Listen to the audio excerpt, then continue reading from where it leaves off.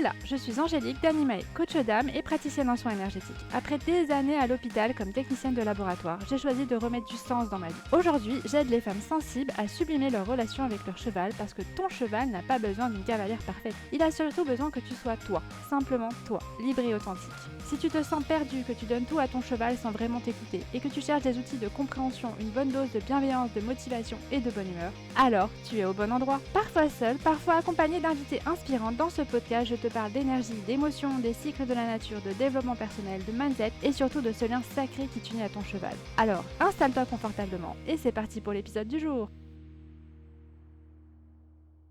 Aujourd'hui, on va faire un petit bilan sur tout ce qu'on a vu pour la femme, en fonction de ses éléments. Donc, on va aller regarder quel comportement elles peuvent avoir en fonction des situations qui se présentent à elles, parce que vous allez voir, elles n'ont pas du tout la même façon de fonctionner. Et je trouvais ça intéressant de faire un petit bilan là-dessus. Donc c'est parti. Par exemple, pour des femmes qui partent en balade, en fonction de leur élément, elles vont pas réagir de la même façon. Donc, pour la personne qui a un élément bois, elle va plutôt être en tête de groupe, elle va s'énerver assez facilement si les personnes derrière ne la suivent pas ou n'avancent pas à un rythme assez soutenu pour elle, voilà. Celle qui va décider des chemins à prendre, donc plutôt celui-là, voilà, qui va limite avoir une carte en main, qui va dire: «Bon, on va par là, on fait comme ça», et elle va chercher plutôt du terrain assez accidenté ou des trucs à sauter, des troncs à sauter, ou elle va avoir tendance à faire du hors-piste un peu, et elle va aimer aller assez vite quand même, un peu, enfin, faut que ce soit une balade un peu sportive, quoi. Une balade à se promener cool, ça va pas du tout l'intéresser. Pour une personne feu, elle, quand elle va en balade, c'est plutôt pour être avec ses copines, pour discuter. Donc elle va être plutôt en mode à parler assez fort, de raconter des anecdotes, raconter des histoires, raconter des blagues ou faire des blagues aussi. Plutôt à s'émerveiller un petit peu de tout ce qu'il y a autour. Regarde cet arbre, il est trop beau. Regarde ce paysage, il est trop beau. En faire des caisses en racontant des histoires, entendre et voir et que tout le monde ait son attention dirigée vers elle. Ou aussi en faire des caisses avec son cheval. Donc par exemple, montrer que son cheval sait sauter ça ou peut passer une flaque d'eau comme ça. Donc c'est vraiment être dans ce sens-là qu'elle va être en balade, une personne de type feu. Une personne de type terre, elle, en balade, elle va être plutôt au milieu du groupe et elle va plutôt être en mode: «Je m'assure que tout va bien». Donc tout le monde va bien, que tous les matériels et caisses va bien aussi, que rien ne bouge, que tout est bien harnaché, attaché, voilà, que tout se passe bien. Et c'est aussi la personne qui va toujours avoir quelque chose à grignoter, soit pour elle, soit pour son cheval, soit pour ses copines aussi. Et elle va s'assurer que tout le monde suit bien. Par exemple, elle va souvent être au milieu du groupe, elle va se retourner pour regarder si derrière ça suit bien, si tout le monde va bien, enfin elle s'assure vraiment que tout va bien, voilà. Et par contre, c'est une personne qui peut demander assez facilement à faire des pauses, à s'arrêter. Voilà. Une personne métal, elle, en balade, elle va plutôt être, pareil, un petit peu au milieu du groupe, et elle va suivre le tracé à la lettre. Donc elle fera jamais du hors-piste, elle va suivre le chemin de rando, c'est par là, ben, on va par là, on suit le chemin à la lettre. Elle va s'assurer aussi que tous les protocoles de sécurité sont respectés, donc elle va avoir sa bombe, son gilet hydrique, enfin, elle va avoir tout en place pour que ce soit bien respecté. Et par exemple, s'il se retrouve sur la route, elle va vraiment respecter toutes les règles. Elle aime pas forcément les chemins, hors piste aussi, et les chemins aussi qui peuvent être sales, boueux, ou qui peuvent mettre un peu de désordre dans ses affaires, ou salir un petit peu ses habits ou son cheval, ou mettre du bazar. Voilà, elle va pas être, elle veut des balades assez cadrées. C'est exactement où elle veut aller, elle sait, le nombre de kilomètres qu'on va faire pour y aller, elle sait le chemin, elle a appris par cœur, elle connaît partout les chemins, elle connaît même les plans, B au cas où il y a un problème, vraiment. Elle, c'est une personne qui ne risque pas de se perdre en balade. Et elle prend vraiment aucun risque pour se blesser, donc elle va pas sauter un tronc, non, elle va rester vraiment sur le chemin, suivre le chemin. Si le chemin il est bloqué, que c'est marqué qu'on peut pas y aller, elle n'ira jamais dedans, elle fera demi-tour. Une personne de type O, elle, en balade, ça va être, une personne qui va être plutôt à la fin du groupe. Elle va être en retraite et elle va être plutôt à regarder le paysage, à flâner, plutôt dans le silence, très loin du feu qui est très bruyant. Elle va rester, plutôt derrière, et elle va se laisser guider par son cheval. Donc si son cheval, il veut aller un petit peu hors piste, il ira en hors piste. Voilà, elle suit pas forcément non plus les chemins. En fait, elle est toute seule, elle va plutôt, se laisser son intuition, son cheval, ou suivre un oiseau. En fait, elle est vraiment en silence, et plutôt seule à écouter, les sons de la forêt, les sons de la nature, s'émerveiller de ça, et se nourrir de ça aussi. Donc comment elles peuvent se comporter, en fonction de leur élément en balade? Alors, maintenant, on va passer sur une autre situation. Comment, chaque femme, en fonction de son élément, va choisir son cheval, en fait. Une personne bois, elle va plutôt chercher un cheval qui est plutôt jeune, en fait, où elle peut avoir un peu de défi, un peu de challenge, à le faire à sa main, ou un cheval un peu vert. Elle cherche le défi, elle cherche pas un cheval qui est déjà tout fait, qui est tout prêt, bon. Et aussi, elle cherche un cheval qui a du potentiel, qui est talentueux et qu'elle sait qu'il pourra l'emmener loin. Donc elle va chercher un cheval, plutôt dans ce sens-là. Une personne de type feu, elle va chercher plutôt un cheval qui se remarque. Donc il peut avoir une robe d'une certaine couleur ou être joli, en tout cas, avoir quelque chose qui fait que les gens vont se retourner un petit peu plus sur elle parce qu'elle est avec ce cheval-là.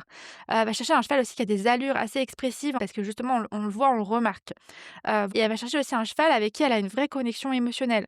Donc ça peut être un super beau cheval qui a des allures, et en même temps avec qui elle sent en direct une connexion assez forte avec lui. Une personne de type terre, elle va plutôt chercher un cheval qui est fiable, en fait, qui a le pied sûr, qui est calme et qui est voire limite un peu pépère, en fait, parce qu'elle, elle veut que tout le monde aille bien dans le meilleur des mondes et que ce soit cool, tranquille. Voilà, et elle recherche le confort, donc un cheval, pas qui a des allures un peu saccadées ou qui est elle cherche vraiment le confort, pour elle et aussi dans la relation qu'elle va avoir avec le cheval. En fait, elle veut pas d'histoire, elle veut pas que ça fasse des dramas, elle veut que tout se passe bien. Alors la personne de type métal, elle va chercher un cheval qui a plutôt des bons papiers. Donc elle va remonter dans toute la lignée pour être sûre que le cheval n'a pas de tare génétique ou de problème. Elle va vraiment se concentrer là-dessus pour être sûre que c'est un cheval qui a des bons papiers. Et elle va chercher un cheval qui est plutôt harmonieux dans l'esthétique, qui est joli à voir, à regarder, qui est plutôt musclé aussi, et qui peut l'emmener quand même assez loin parce que même si elle a pas un esprit de compétition, elle aime bien quand même, montrer ce qu'elle sait faire. Donc la femme de haut, elle va choisir plutôt un cheval, plutôt âgé ou, à sauver ou cabosser. C'est plus ça qui va l'intéresser, plutôt qu'un cheval de compétition, des choses comme ça. Mais c'est pas dans le sens, pour le challenge, elle, c'est plus, elle veut vraiment l'aider, et elle cherche un cheval aussi avec qui elle a une connexion, un feeling et elle va plutôt suivre son intuition. Elle va faire: «Bah, ce cheval-là, je le prends parce que je le sens». Ça va être plus ça, elle va le faire au feeling. On va passer maintenant dans une autre situation.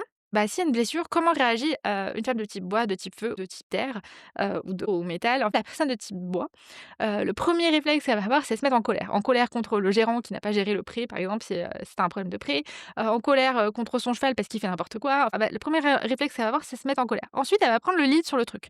Donc elle va tout diriger, elle va chercher les meilleurs, spécialistes du coin, elle va avoir tous les avis qu'elle peut avoir pour être sûre que c'est le meilleur qu'elle va trouver pour elle, pour son cheval. Voilà, et elle va agir immédiatement. Donc s'il faut ramener le cheval, emmener le cheval, enfin direct, elle le fait en mode action directe, on y va. Une personne de type feu, si elle tombe sur son cheval et que du coup, il y a une blessure, le premier truc qu'elle va faire, c'est elle va pleurer, elle va paniquer, elle va être en mode, submergée par ses émotions, ça va être le drama total, enfin, même si c'est une toute petite plaie, hein, ça va être la fin du monde et elle va avoir besoin d'être rassurée avant de pouvoir gérer le problème. Donc, par exemple, si le cheval, il s'est blessé au pré, elle va être incapable de gérer, elle va pleurer, elle va pas être bien et donc il va falloir gérer elle pour après pouvoir gérer le cheval. Si c'est une personne de type terre, elle va plutôt prendre le la situation en main aussi, mais de façon très calme. Donc elle va se concentrer sur le cheval, sur l'aider pour qu'il se sente bien, le nourrir ou le mettre ailleurs ou pour le garder calme jusqu'à ce que les autres appellent le véto, que le véto vienne. Elle va laisser, le soin d'appeler le véto à d'autres personnes et elle va s'occuper que le cheval, il reste calme, serein et dans le confort. Une personne de type métal, elle, quand elle va avoir une blessure, au pré, elle va être plus, dans le mode, bah, je prends des photos de la plaie, je note tout ce que je remarque sur la plaie. Tout va être détaillé, l'heure de où c'est arrivé, toutes les infos qu'elle peut remarquer. Et elle peut paraître assez froide et détachée du problème. Voilà, elle va appeler le véto en lui donnant les faits, en fait. Il s'est passé ça à telle heure et après quand elle va recevoir le protocole à faire, elle va le suivre à la lettre. Enfin, si c'est marqué, 32 grammes de je sais pas quoi, elle va donner exactement 32 grammes de je sais pas quoi. Une personne de type O, elle va être plus dans la panique, mais pas dans la panique, comme le feu qui est en mode, «Je panique, toutes mes émotions sortent». Non, là, elle va être dans la panique, mais figée. Elle peut rester figée. En fait, par exemple, si le cheval il est par terre, elle peut rester figée, bloquée et ne pas savoir quoi faire, être complètement perdue et paralysée. Il va falloir que les autres viennent gérer pour elle et l'aident à passer sa peur pour qu'elle puisse aider son cheval ou que ce soit les autres personnes qui s'occupent du cheval parce qu'elle, elle sera complètement figée dans sa peur et après elle va être plus dans le mood, «Et si s'est passé ça, c'est qu'il y a une raison. Mon cheval, il s'est blessé de telle façon, c'est qu'il y a une raison». Enfin, elle va chercher, des réponses un peu dans l'extérieur, en fait, dans l'univers, dans le spirituel et tout ça. En fait, elle va se dire, en fait, il y a une raison à tout ça. Donc voilà, 5 éléments si elle se retrouve face à une blessure et alors, en fonction aussi de leur élément, elles vont pas réagir de la même façon quand elles ont une leçon. En fait, avec un prof, un coach, un mono, vous l'appelez comme vous voulez. Elles vont pas du tout réagir, de la même façon. Une personne de type bois, elle va avoir beaucoup de mal à avoir un coach parce qu'elle va toujours trouver quelque chose à redire, elle va jamais être contente, et elle va pas se gêner pour dire au mono que ça lui plaît pas la façon dont on lui parle ou que c'est pas juste ce qu'il dit ou voilà, de le remettre à sa place parce qu'elle va avoir beaucoup, beaucoup de mal à laisser, la guider. Et elle va être aussi assez impatiente, donc en fait, elle veut comprendre maintenant, vite, et réaliser le truc, tout de suite. Une fois que c'est acquis, hop, on passe à autre chose. Elle a pas le temps d'attendre et c'est une personne quand elle est en cours d'équitation, ça peut être compliqué pour le mono qui l'a, parce que tu arriver à gérer ce tempérament qui veut prendre le lead et qui te donne l'impression qu'il sait alors qu'il sait pas. Donc ça peut être assez compliqué. Pour une personne de type feu, en En cours, elle va être plutôt, en mode, j'ai besoin d'être encouragée. Donc tout le temps lui dire: «Ah, c'est trop bien ce que tu fais» et il faut faire attention aussi parce qu'elle se déconcentre assez facilement. Donc si elle entend du bruit ou des choses, autour ou des gens qui font des choses autour, elle peut être vite déconcentrée par ce qui se passe. Et elle aime montrer ce qu'elle sait faire et être remarquée, donc ça va être la première à dire: «Regarde, je vais aller sauter, regarde, je vais faire ci» ou c'est vraiment une personne, comme ça. Une personne de type terre, elle va plutôt, chercher à faire plaisir, donc elle va, montrer tout ce qu'elle peut pour montrer qu'elle arrive à faire ça au mono et elle travaille assez bien, mais de façon régulière, mais sans briller. Ça va jamais être, transcendant ce qu'elle va montrer et elle va appliquer les consignes à la lettre sans rechigner. Elle va jamais se rebeller comme le ferait une personne de type bois, ou chercher à montrer tout ce qu'elle sait faire. Non, elle va suivre, elle va faire, «OK, on fait ça, tranquille» et elle va chercher à faire plaisir au mono. Une personne de type métal, elle va être ultra précise, hem, par rapport aux demandes. Donc il faut que le mono, il soit hyper précis, de lui dire: «Il faut te mettre ta jambe comme ça», mais limite, il va falloir lui dire, bah, c'est à 45 degrés ou des choses comme ça. Faut vraiment qu'elle soit hyper précise pour faire l'exercice demandé. Elle a besoin que ça soit réalisé, parfaitement pour se sentir satisfaite, en fait. Tant que le mouvement pour elle n'est pas, parfait, en fait, elle va continuer, continuer et ça peut être fatigant, en fait, pour un mono de de l'avoir, chipouillé pour, 2 millimètres et elle va avoir besoin que les cours soient méga structurés et organisés. Donc ça, enfin, savoir que ça commence comme ça finit comme ça, voilà. Enfin, si c'est un truc brouillon, ça lui va pas. Si c'est des jeux, ça lui va pas non plus, en fait. Il faut vraiment que ça soit très cadré, très structuré. Une personne de type O, elle, elle va plutôt écouter en silence les infos. Elle va s'adapter au flow, mais elle va pas vraiment suivre, donc c'est celle qui n'a jamais écouté les consignes, qui ne sait pas ce qu'il faut faire, voilà, ça va être plus être comme ça et elle va faire un peu comme bon lui semble, comme elle a envie, comme elle le sent. Donc c'est un peu un électron libre, donc c'est un peu compliqué parfois à gérer.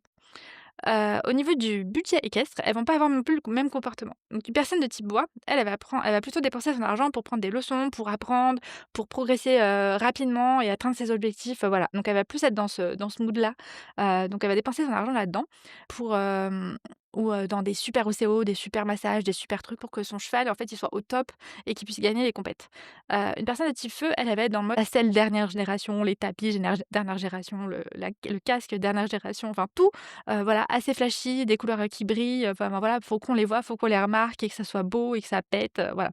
Donc elle va être plus dans ça et pareil, tout ce qu'elle peut trouver comme petits trucs accessoires pour rendre son cheval beau. Une personne de type terre, elle va plutôt dépenser son argent dans la nourriture, et dans des soins aussi pour son cheval, mais pas, dans des soins, compétition. Là, ça va vraiment être pour que le cheval aille bien, donc tout ce qui est, massage, bien-être, des compléments aussi, enfin tout ça pour préserver son cheval, pour qu'il soit bien, qu'il ait aucun problème, enfin dès le moindre bobo, elle va prendre quelqu'un. Une personne, métal, elle va mettre plutôt son argent dans un équipement, plutôt de marque, plutôt sobre, donc on va pas trop l'avoir, mais de bonne qualité, de vraiment très haute qualité et durable et elle va être, plutôt économe, donc elle va plutôt chercher, à négocier ou à gagner un peu, de l'argent dessus enfin, c'est pas quelqu'un qui va acheter dans les brocantes ou des choses comme ça, non, elle va prendre des trucs haut de gamme et s'assurer que ce soit de la qualité. Voilà. Une personne de type O, elle va plutôt être économe, elle peut très bien avoir un filet qu'elle garde depuis des années, tant qu'il est pas cassé, ça va, tant qu'il va à son cheval, ça va aussi, voilà. Et contrairement à la personne métal, elle va plutôt se tourner vers le troc ou les occasions, les choses comme ça. Elle va pas être du tout sur le fashion, non, elle va être sur le truc qu'elle trouve, intéressant à ce moment-là. Donc voilà pour les 5 éléments en fonction des différentes situations. Donc je sais pas dans quel, élément tu t'es reconnu, ni dans quelle, situation tu te reconnais aussi, mais en tout cas, dans la description, tu as, les liens pour faire le quiz et pour savoir quel élément tu es et puis, j'espère que cet épisode t'a plu. Tu peux toujours me laisser une note ou un commentaire et sinon, on se retrouve la semaine prochaine.